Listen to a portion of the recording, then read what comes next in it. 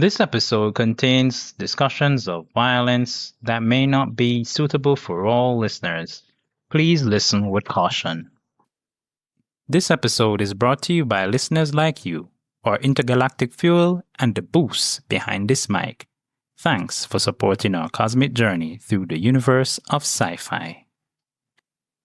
Coming up in the podcast, with some other dogs, right? Because the dog them in there. But the dog act strange. The way the dog I don't know how them probably train the dog, right? In making the film. Them train the dog and they make him go inside of the kennel. And when him go in a kennel. Answers? Just moments away.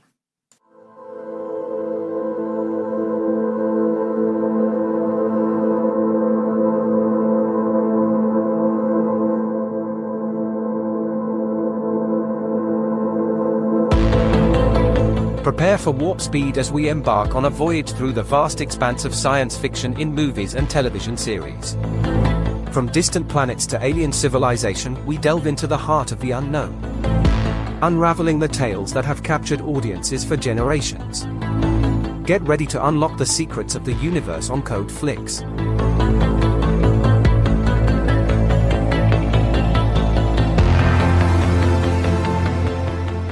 Welcome to Code Flix, where we analyze sci-fi and fantasy TV shows and movies through the lens of reality.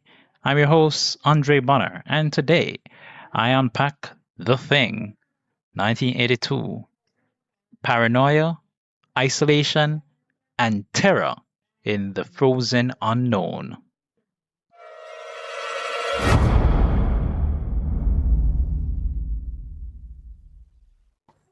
The Thing, 1982, might be the very first movie that truly had me on the edge of my seat, desperate to understand more about the creature at the center of it all.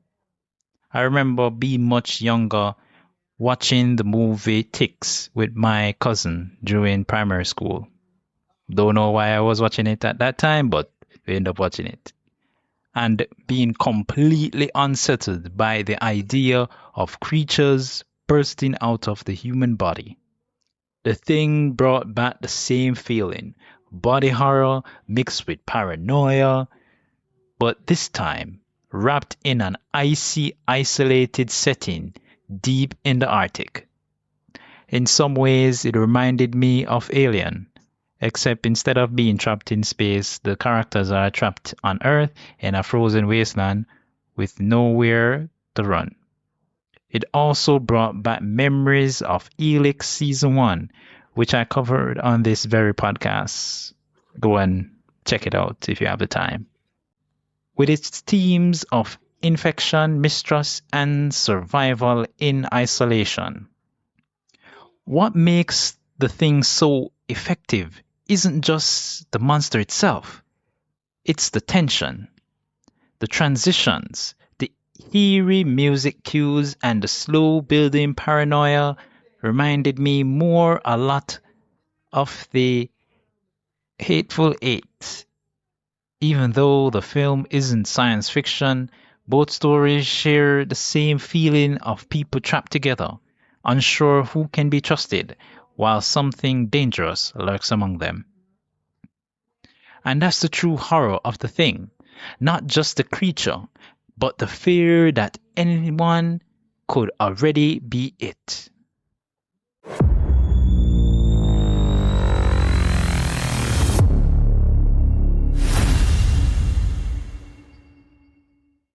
The Thing is a 1982 American science fiction horror film directed by John Carpenter from a screenplay by Bill Lancaster. Based on the 1938 John W. Campbell Jr. novella Who Goes There? It tells the story of a group of American researchers in Antarctica who encounter the eponymous Thing, an extraterrestrial life form that assimilates then imitates other organisms. The group is overcome by paranoia and conflict as they learn that they can no longer trust each other and that any of them can be the thing. The film stars Kurt Russell as the team's helicopter pilot R.J. McCready, with A. Wilford Brimley, T.K. Carter, David Clennon, Keith David, Richard Dysart, Charles Halahat, Peter Maloney, Richard Masur, Donald Moffat, Joel Polis, and Thomas G. Waits in supporting roles. Production began in the mid-1970s as a faithful adaptation of the novella.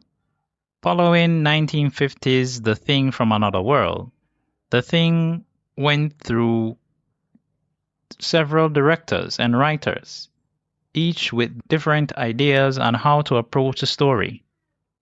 Filming lasted roughly 12 weeks, beginning in August 1981 and took place on refrigerated sets in Los Angeles as well as Juneau, Alaska,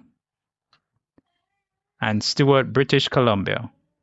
Of the film's $15 million budget, $1.5 million was spent on Robert Botton's creature effects, a mixture of chemicals, food products, rubber, and mechanical parts turned by his large team into an alien capable of taking any form.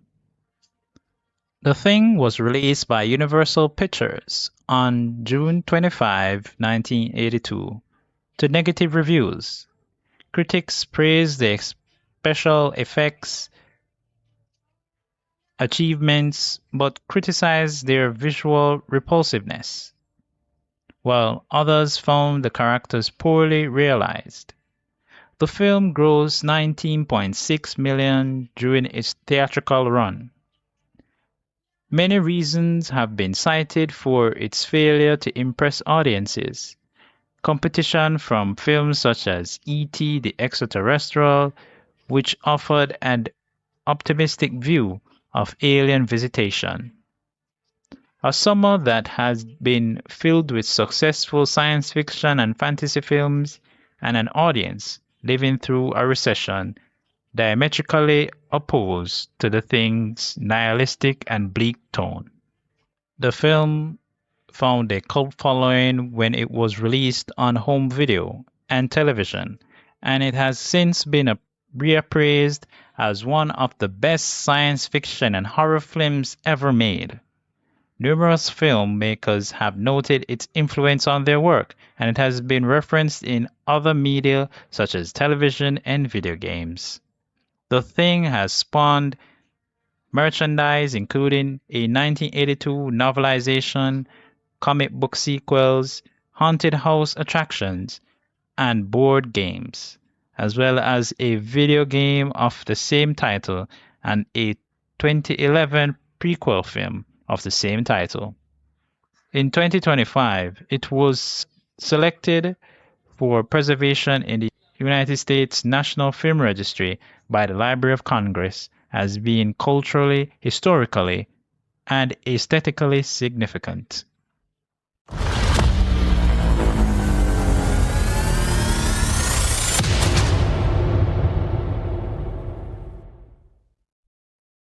These are my personal insights and interpretations of The Thing, including some of my favorite moments, themes, and characters.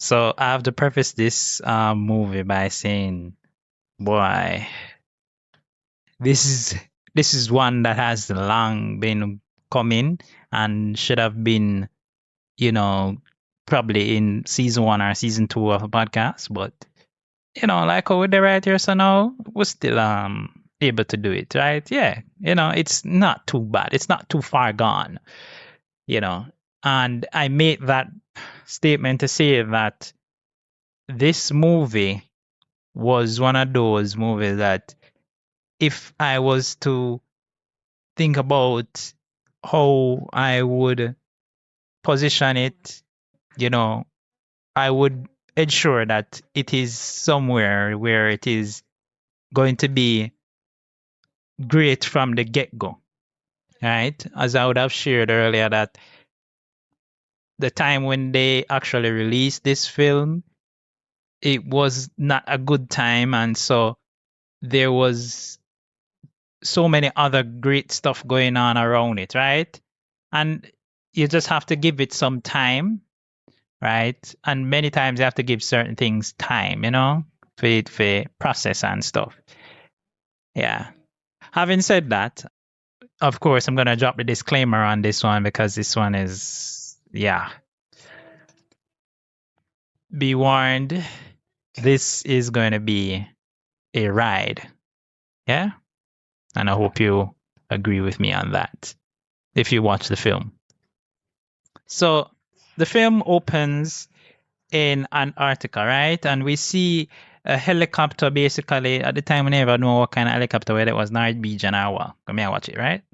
But it's a Norwegian helicopter, and we see it pursue one dog sled, right? To an American research station, right? Now the American them a witness the passenger basically get accidentally blown up by the helicopter, right? In addition to himself, right? So beer things are going right here, so from the get-go, right? And I wonder what kind of movie are we getting into, right? Now the pilot him fire one rifle and him shout at the American them and thing. But it's like they can't understand him because you can see that, there's this disparity there, He get shot dead, right, by the station commander who was Gary, and yeah, in self-defense. Then we are introduced to an American helicopter pilot named R.J. McCready, right, and Dr. Copper, right? They leave now, for go investigate this base, right? Because nobody no hear from the people them over there in a long while. And if you know, right? Certain time with certain communication, especially when you're so far out, you're definitely going to want to be in constant communication. So anytime communication cease, you have to investigate and find out what's going on, right? Because, the other part of me is thinking, what them are do over there? Why are they going into this abandoned looking place? This doesn't look good. Things gonna pop off, but not never really pop off and thing right there. So right. So they notice that there are some charred ruins, right? Frozen corpse. I tell you, this is the type of episode we're walking on right here, right? Then find one of the burnt corpse that really look very malformed for a human being. It does have human features, but then the head part now look too righted. Yeah, it look crazy, right? Now, them take it up on themselves, take that corpse, right, that isn't fully burnt, into their American station. Now, them have one biologist on the team named Dr. Blair, and he does an autopsy of the remains, and him recognize immediately say, this has normal sets of human organs. Yeah. There is this thing that happens, right? I forgot to mention, right? That before they investigate the Norwegian base, there's this sled dog that walks in to the base through the door, and the way the camera frame up on the dog, you have to say something go on, something go on.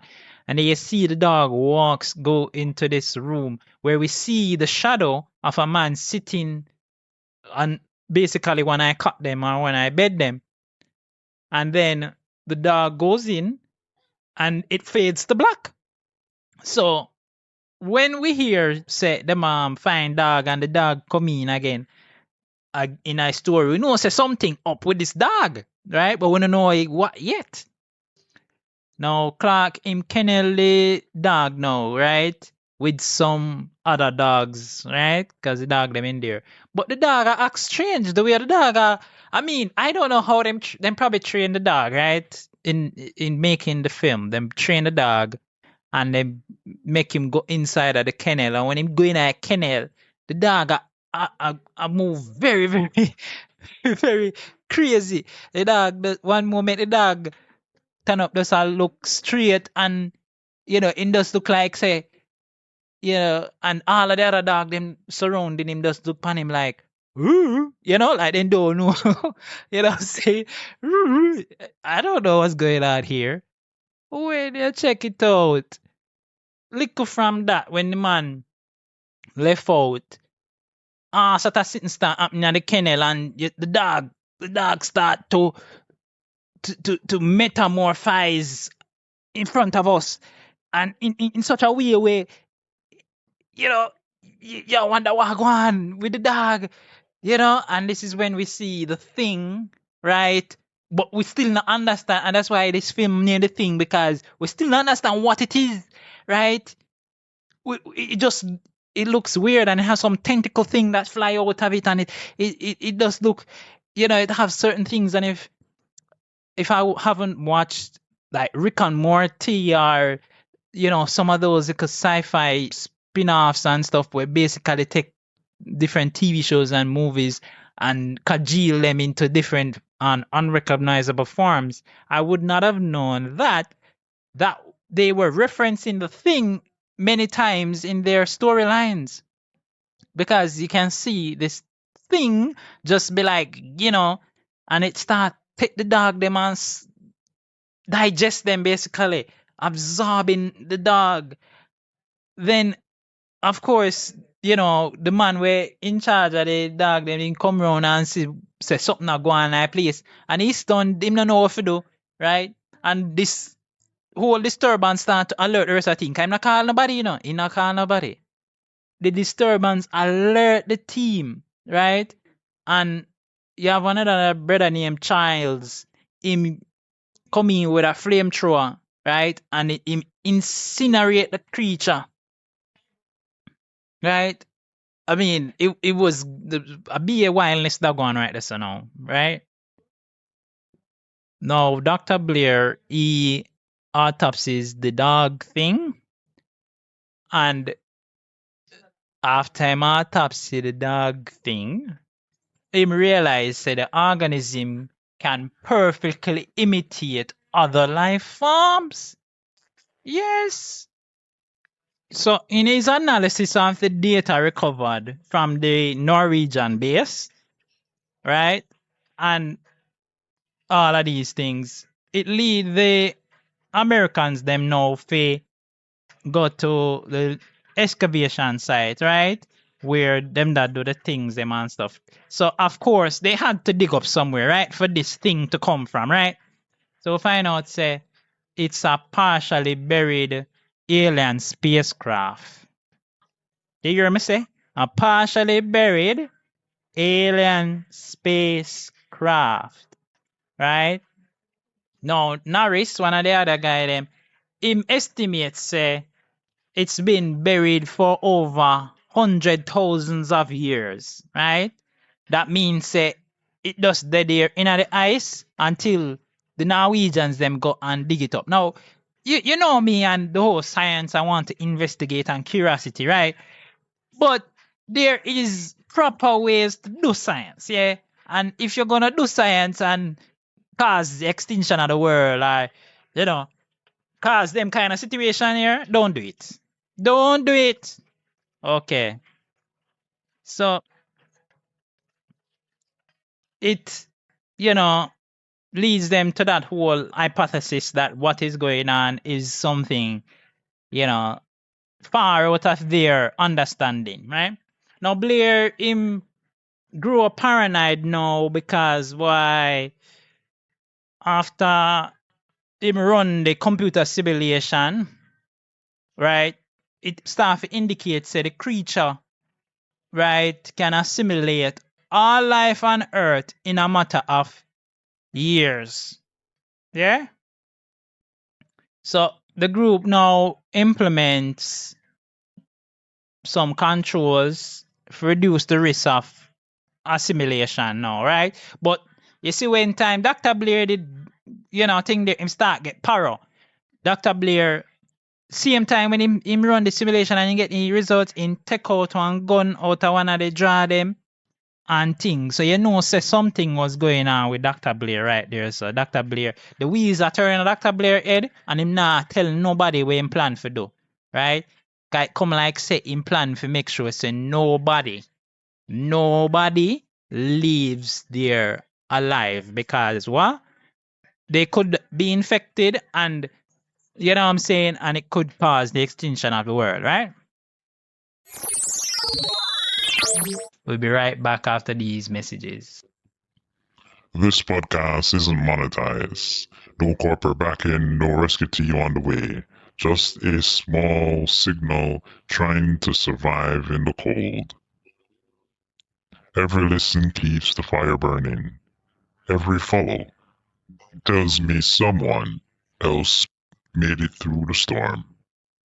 And every time you share it with a friend or colleague, the signal spreads, hopefully to the right people. If this episode crawled under your skin, if it made you question who or what you can trust, leave a comment. Let me know you're still human. Because out here, isolation kills faster than the cold. And if a signal stops moving, don't let it inside. So the remains them now, right? Them fine with the humanoid. It assimilates Benins who they get isolated because them they carry the thing in our room and thing and you know what I'm saying? They never pay attention to what go on. Window realize what go on and thing and the thing I run outside, right? And Macready jump around with the flamethrower and burn the thing before it can fully transform, right? Now the team decides say boy them have to take care of Blair because Blair move very, uneasy, you know what I'm saying? So them imprison Blair in a one tool shed outside, right? Because him a sabotage vehicle them, right? Him a try to make sure say nobody can leave. So him a start sabotage vehicle and him kill all of the sled dog them where they remain, the ones them where weren't transformed, right? And him even destroy the radio to prevent escapes. Yeah? Yeah, and that was the last strike I them a try, them now no communication with the outside world, them now no way of leaving, right? And nobody never ready for that, you know what I'm saying? Now Kappa him suggests that them should test for infection, right? By comparing the crew blood against the uncontaminated blood held in storage. But after learning that the blood supplies get destroyed, the man them lose faith in a Gary leadership and Macready have to take control. Yeah. Cause the man must say, yo, are you alone have the key, So how come, the blood supply get damaged, right? So him, that's Macready, Windows and Nals, them find Fuchi's burnt corpse, right? And them speculate that him commit suicide because him no want to get assimilated, eh?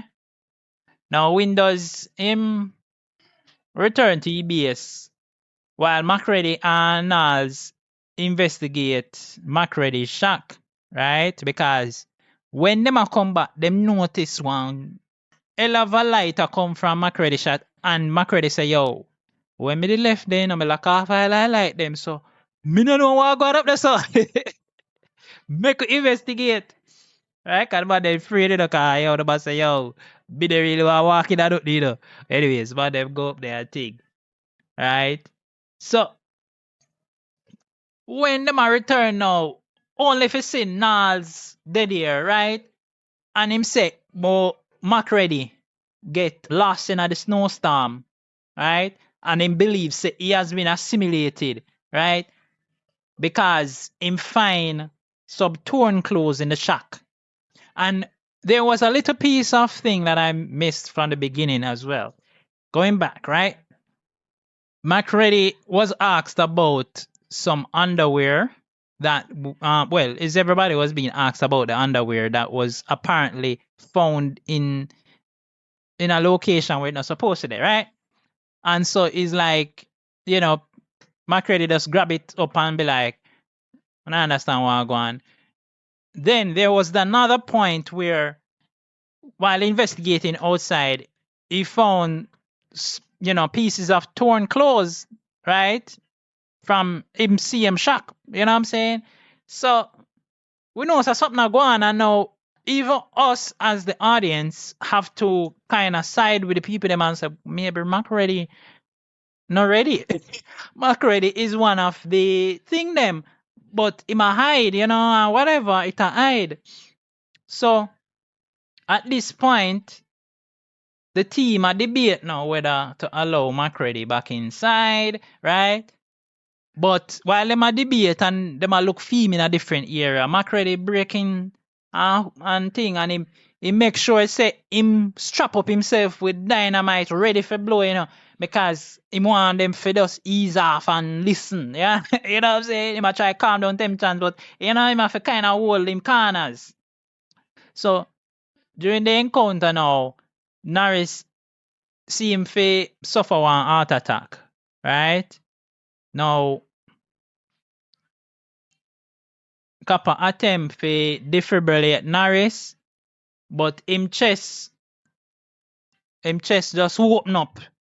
And this is what reminds me of the scene from Alien, Him chest just open up and just like one large mouth, with teeth and thing, and just bite off Chopper hand.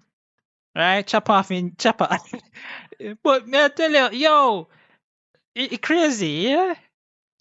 And that of course kills him. Now, Macready, him incinerate the Norris thing, because boy, you know what I'm saying, take no chance with it, you know what I'm saying, no matter if it finish transformer or what.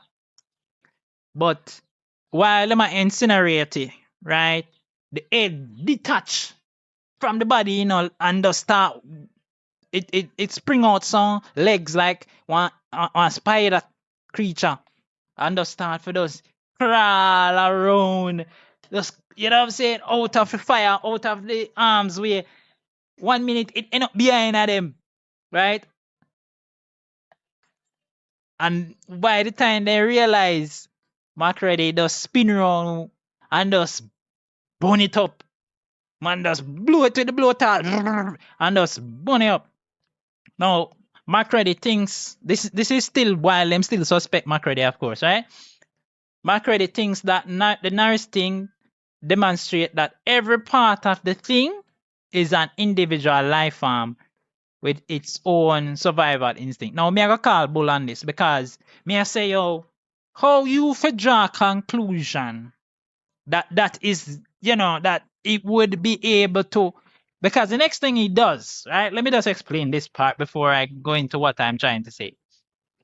Him proposed testing the blood samples for each survivor with a heated piece of wire, and him have each of the man them restrained, because I want to make sure say nobody no chance on me front time or cause, or stop the process. So me no know how him come to the conclusion. Me I go back to the movie in a sec. Me no know him come to the conclusion say that it means that even the blood will jump. But I guess he was, you know what I'm saying, like anybody else, he was trying to grab up straws, and probably this was the first straw that came up, like, yeah, this makes sense. You know what I'm saying? But it does make sense in the movie, of course, because plot reasons, right? So while him a test and thing and him get forced to kill Clark because him lunge at MacReady with a scalpel. Now, as them a go through, ma test each blood and thing, not nah really happen, right? Not a thing nah go on with the blood them. So yeah, I think so, boy, probably this is bull, you know what I'm saying? But Palmer, him no pass the test, him fail because him blood recoil from the heat, it does. I mean, it literally jump out, and the way MacReady they have the thing now, I say, yo, why MacReady have something like, and why I never put it down? Cause that I first thing me thinking in my head, and I say, yo, why you have the blood them in your hand, have them in the container in your hand? I test it, put it down past somewhere, because if anything happen, you know what I'm saying? You don't know what gonna happen. And that me there, I think. And of course, right after that, I'm like, see, this is why I put it down. So after that, after the blood recoil and thing, and the exposed Palmer, transform, right?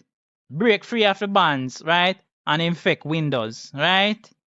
And that forced MacReady to incinerate the two of them. So another two set of smarty that gone. So Childs, MacReady, Gary, and Nas, right? They're there now. Them left Childs now for guard the main building, right? So the rest of them now, MacReady, Gary, and Nas, then go and go check on Blair, because them are going to test him now. When I must mention this before I go there, right? I come back to the when. Now, Dr. Blair, as I mentioned, was isolated in the tool shed, right? And so MacReady did go check on him a couple times, just make sure say him all right.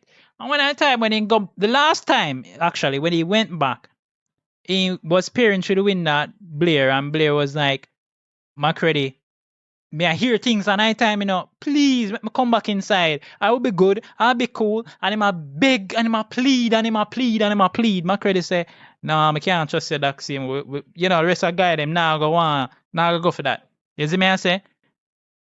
Now we realize why Blair was saying all of this, because when they go back to find Blair, they find that he has escaped and has been using the vehicle components to assemble a small flying saucer.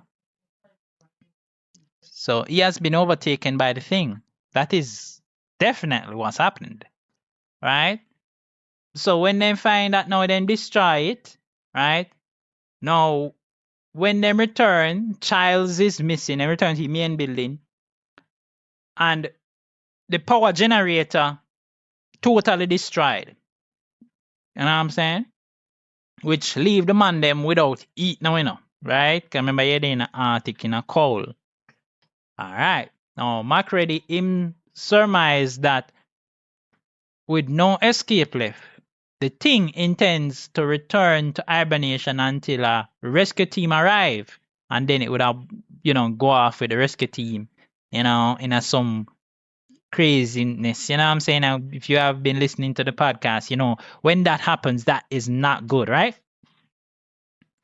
So the three man them agree, say the thing cannot be allowed to escape, and them make sure them set up some explosive charges for destroy the station, right?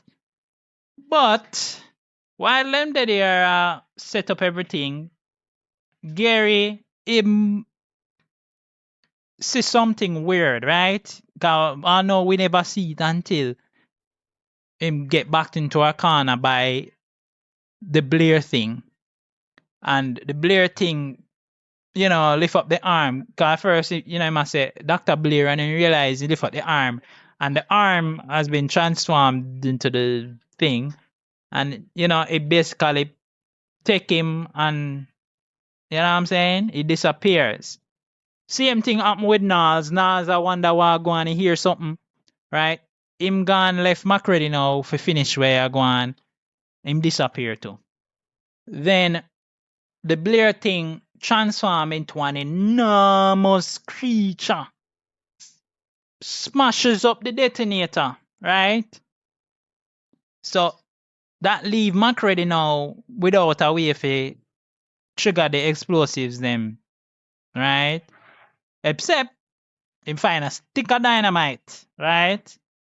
And he used that, right? And that destroyed the station and the Blair thing. Yeah. At least that's what we hope, right?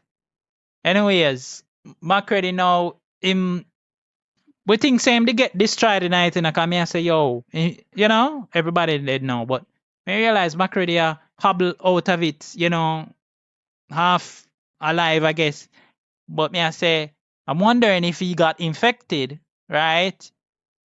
And then we see him sitting down and when him realize no Childs that Childs returns, right? Him say him claim say him get lost in the storm, right? While him a pursue Blair kind of suspect Blair, right? So the two of them apparently looking very exhausted and slowly freezing to death. Them acknowledge the futility of their distrust and them share a bottle of J and B Scotch whiskey, which is what McCready has been drinking from the beginning of the film, right? I forgot to mention that. Yeah. And the film ends. I was looking for some kind of thing, you know, like one end credit scene or something. But yeah, that's it.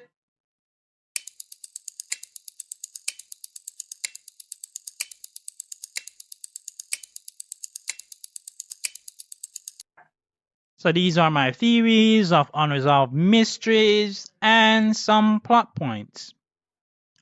So The Thing is a John Carpenter Antarctic horror classic about a shape-shifting alien that can perfectly imitate any living being. So the film's central horror is not just the creature, but the total collapse of trust among the isolated research team.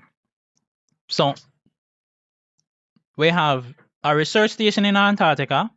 Them discover alien craft and the alien organism buried in the ice for how many, whatever, it turn out and then start assimilate the crew one by one, replacing them with perfect copies, right? Now, as everybody start get paranoid, McCready have to take charge and the team try to identify who is still human using blood tests. Now, the fire and the eventual explosives basically, make sure say then get rid of all of that, right?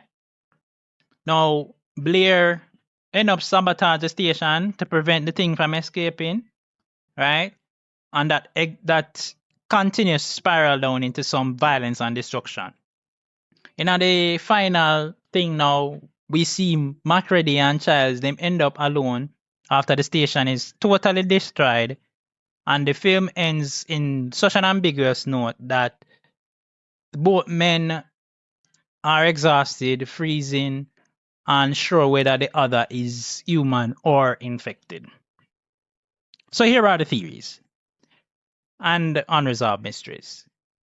Is Childs the thing? And this is the most famous theory because at the end, Childs just show up after everything. And we're to believe his story because we don't even see it from his point of view. You know what I'm saying? Like sometimes when the film switches point of view, so we don't know really happened, right? And this keeps the ending tense and iconic, right? Now, the common theory is that Childs is a thing, right? And this is because his unexplained disappearance and suspicious behavior, right? But another way we can read it now is that both men are human and them just simply waiting to die, right? Or it could be that Childs are waiting for McCready to die first, and then him, or McCready are waiting for Childs to die first, you know what I'm saying? And then they overtake them as a thing. Although they prefer living hosts, so they're not going to wait till they're dead. So that's another thing, unless there is a reason for that. Yeah. Who was infected first? So the exact order of assimilation is unclear, right? the thing spreads through the base, and this ambiguity is supported by the idea that almost anyone could have been compromised before the team realized it. What is the thing's real goal? Now, the thing or the alien is clearly sustaining, it survival driven. The film never really fully explained, and that's part of the great mystery of it. But it's intelligent strategy, instinct, right? Or is it something like a biological mimicry that has been taken to the extreme? So what is it all about? That's something that is left very much unclear. Blair's sanity and intel. Now, Blair seems to understand the danger better than anyone else, and that's why I'm got the lens of destroying the helicopter and the radar equipment, which, in a sense, it kind of makes sense to do that, although it's insane, right? Because you don't know how you're going to communicate that there's actually something happening there, right? So a common theory is that him still human, but him is driven to this desperate act, right? And another one is that he partially assimilated at the time and him trying to control the outbreak from inside the station. And then, of course, I have to talk about the dog role. So, in the opening kennel scene, we can often read that as a clue that the alien's first successful infiltration would have begun with the sled dogs, right? And that is probably why, things that pop off in the way it was popping off in the Norwegian camp and so on. So the fans them would still debate on how much the creature learned from the early phase of the attack, right? Now, here are some common fan theories. Both Macready and Childs are human, right? And in the interpretation sees the ending as a tragic stalemate, right? With a mutual distrust replacing certainty. Childs is infected, Macready is human. And this is the most common theory, right? Quote unquote answer. Because Childs disappears for a while and then him just return when the details where does seem, a little bit off, yeah? Yeah? Now, Macready is infected, Childs is human. It's a less common occurrence, but some persons who watch it would have argued that, Macready have an odd claim, right? And even the way how the film kind of frame things suggests that it might already be compromised.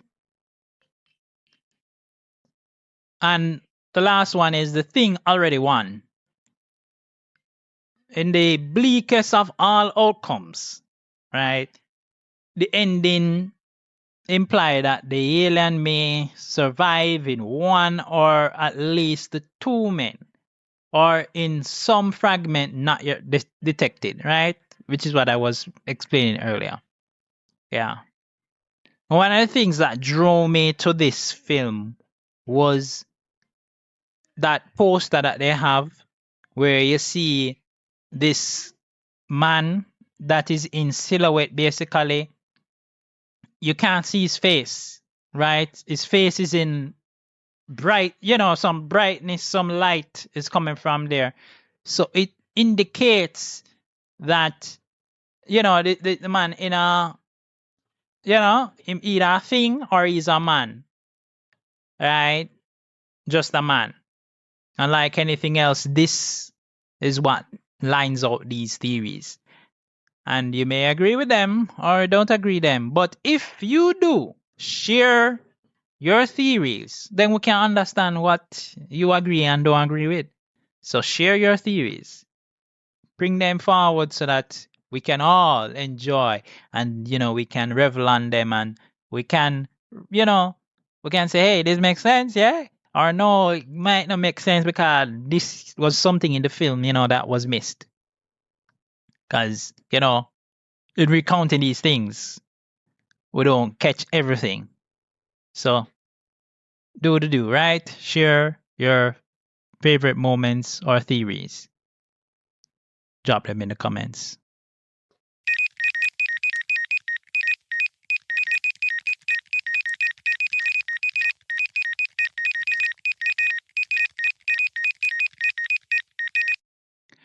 In this episode, we looked at The Thing, paranoia, isolation, and terror in the frozen unknown.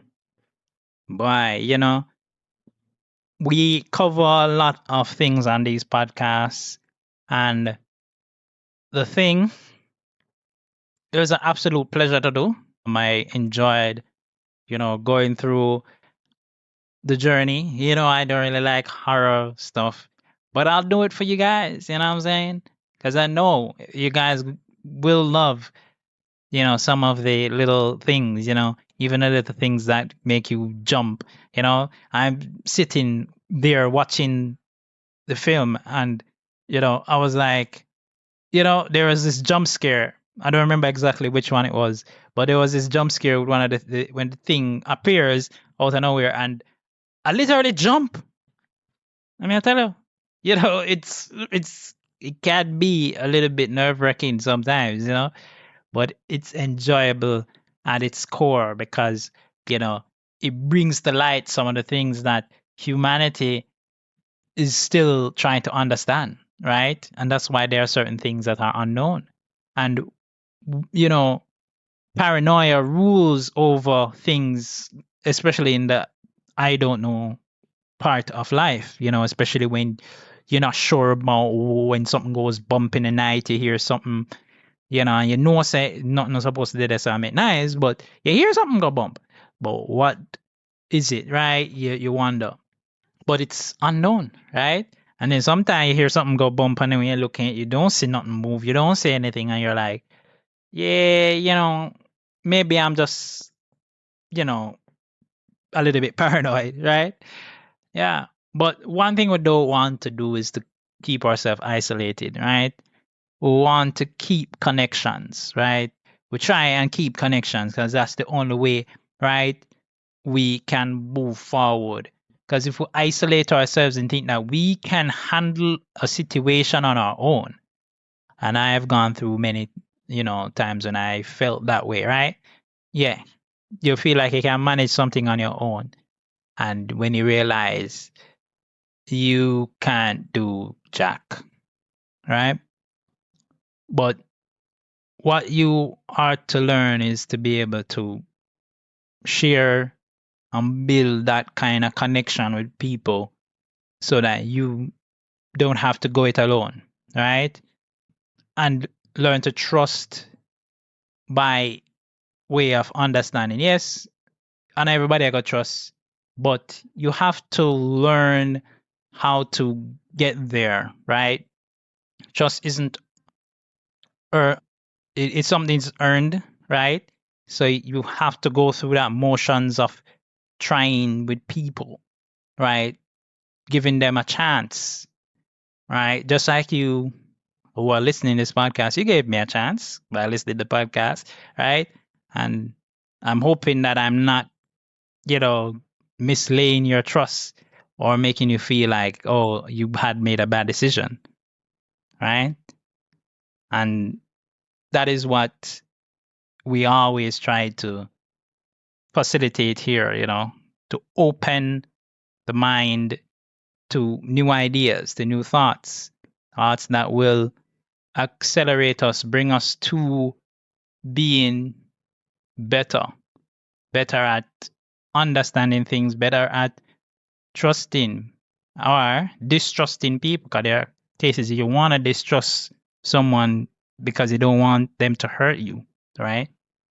So, yeah, as the saying goes, open your mind, but not too much that your brain totally falls out, right? Still kind of keep it a little bit, you know? Yeah. And you can do the two things. They can and they will work together. Trust me. And as I say every week. And that's the wrap on this episode.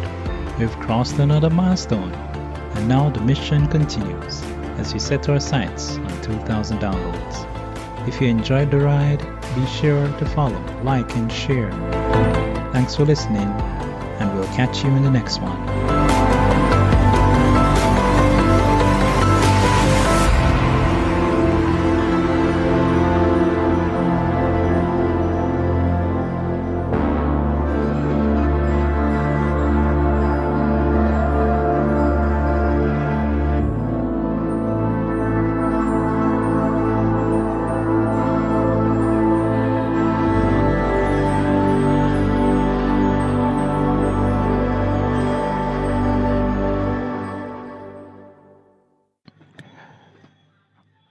This content is CAN credentialed, which means you can report instances of harassment, abuse, or other harm on their hotline at 617-249-4255 or on their website at creatoraccountabilitynetwork.org.